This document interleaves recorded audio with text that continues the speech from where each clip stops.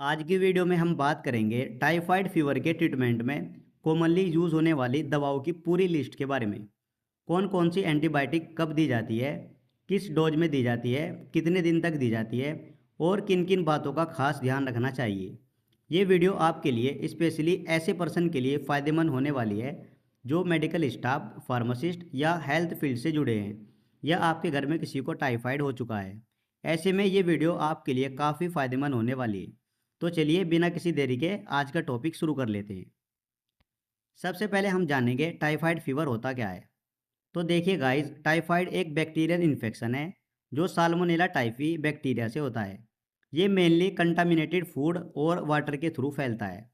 Typhoid के common symptoms की बात करें तो हाई ग्रेड फीवर लाइक 102, 103, 104 इस तरीके से तेज फीवर होता है।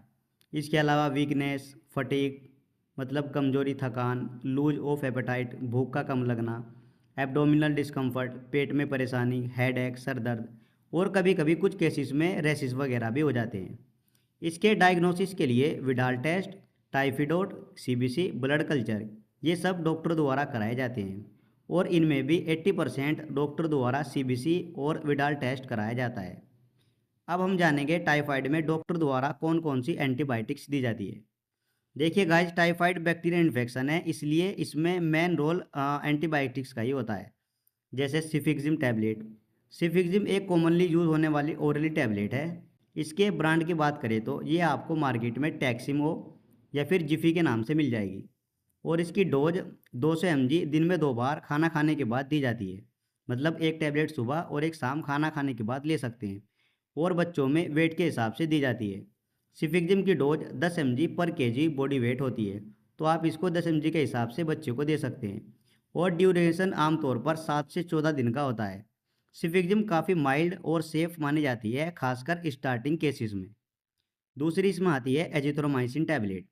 एजिथ्रोमाइसिन में आपको जेडी टैबलेट, एजी टैबलेट, जिथ्रोमैक्स टैबलेट, एजीमैक टैबलेट इस तरह से बहुत सारी टैबलेट मिल जाएगी और इसकी डोज अडल्ट में 500 mg ओडी यानी 500 mg वाली टैबलेट दिन में सिर्फ एक बार लेनी होती है और बच्चों में 10 mg पर केजी बॉडी वेट के हिसाब से दी जाती है। मान लीजिए कोई 10 किलो का बच्चा है तो 15 × 10 बराबर 150 mg। बच्चे को 150 mg पूरे दिन में सिर्फ एक बार देना होता है। और गाइस, एजिथ्रोमाइसिन उन पेशेंट में दी जाती है जिनमें सिफिक्सिम से फ़ायदा नहीं हो रहा, उसके बाद इस एंटीबायोटिक को दिया जाता है। इसके बाद हमारी आती है सेफ्ट्राइक्सोन इंजेक्शन। ज़्यादातर हॉस्पिटल केसेस में इस्तेमाल होता है जब पेशेंट बहुत कमज़ोर हो या फिर खाना नहीं खा पा रहा हो या फिर ओरल दवा असर नहीं कर रही हो। ऐसी कंडीशन में डॉक्टर द्वारा सेफ्ट्राइक्सोन का इंजेक्शन लगाया जाता है और ये इंजेक्शन 1 से 2 ग्राम का होता है। वैसे तो ये 250 mg या 500 mg 1 ग्राम इस तरीके से मिलता है, लेकिन अडल्ट में 1 ग्राम या 2 ग्राम का पूरे दिन में सिर्फ एक बार लगा सकते हैं और चिल्ड्रन में 50 से 75 mg पर KG per day body weight के हिसाब से लगता है और इसे यूजुअली 7 से 10 दिन तक दिया जाता है। ये फास्ट और ब्रॉड स्पेक्ट्रम एंटीबायोटिक है। इसके अलावा हमारी एंटीबायोटिक्स आती है ओफ्लोक्सासिन और सिप्रोफ्लोक्सासिन। पुरानी एंटीबायोटिक है, पहले काफ़ी यूज़ होती थी लेकिन आजकल साल्मोनेला टाइफी में रेसिस्टेंस बढ़ गया है, बट अभी भी कुछ केसेस में ज़्यादा दिया जाता है। ओफ्लोक्सासिन की जो डोज होती है वो 200 mg या 400 mg अडल्ट को दे सकते हैं, एक टैबलेट सुबह और एक शाम।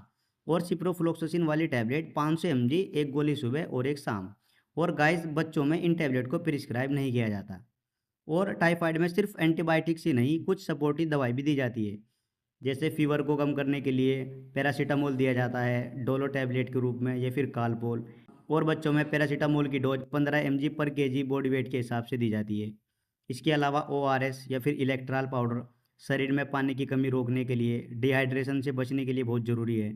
और रेंटाडिन या फिर पेंटाप्राजोल एंटासिड भी दिया जाता है। एंटीबायोटिक से पेट पर असर ना पड़े इसलिए गैस मिचली को कंट्रोल करने के लिए रेंटाडिन या फिर पेंटाप्राजोल दिया जाता है। और इसके अलावा मल्टीविटामिन सिरप या टैबलेट भी दी जाती है वीकनेस दूर करने और रिकवरी तेज करने के लिए। सो गाइस, एंटीबायोटिक्स का पूरा कोर्स 7 से 14 दिन तक चलता है। कभी कभी फीवर जल्दी उतर जाता है लेकिन दवा बंद नहीं करनी चाहिए। दवा अधूरी छोड़ने से रिप्लेस या रेसिस्टेंस हो सकता है। दवा अधूरी छोड़ने से रिप्लेस या रेसिस्टेंस हो सकता है, इसलिए पूरा ट्रीटमेंट ही फॉलो करें। और इसके प्रिकॉशंस और डाइट की बात करें तो आपने हल्का खाना खाना है, जैसे दाल हो गई या फिर खिचड़ी, नारियल पानी और बॉयल वाटर। और ख़ासकर हाइजीन का ध्यान रखें। और रिपीटेड इन्फेक्शन से बचने के लिए साफ़ सफाई सबसे ज़रूरी है।